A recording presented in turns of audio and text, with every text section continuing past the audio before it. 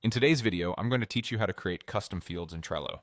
Custom fields are a fantastic way to tailor your Trello board to match your specific needs. They enhance your boards by adding more detail and flexibility, so let's get started with the step-by-step process. Begin by navigating to Trello's website. Go to Trello.com, where you'll want to click on Log In at the top right corner of the page. If you haven't already signed in, make sure to do so.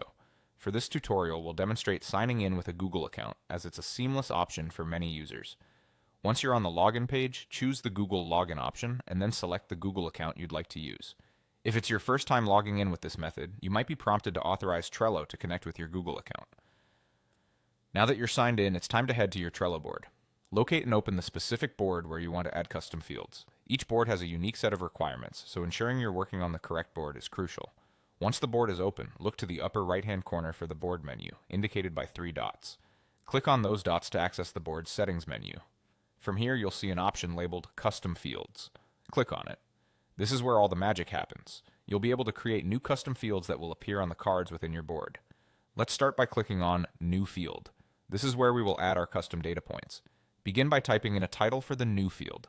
This title should succinctly describe what information the field will contain. Next, you'll choose the type of custom field that's suitable for your needs. Options include checkbox, dropdown, date, number, and more. For this demonstration, we'll select the drop-down option, as it allows for multiple predefined choices, offering consistency across your cards. After selecting the drop-down option, you can begin adding items. Type in the first option name that you want to appear in your drop-down menu. Once you have the option entered, click on Add to include it.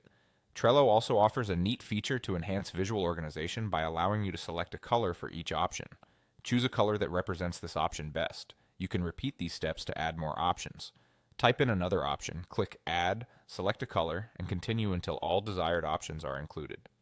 Colors are optional but very helpful for at-a-glance information, so take the opportunity to create an intuitive visual guide. Once you've entered all your options and selected your colors, you're ready to finalize your custom field. Click on Create to save your new field to your board.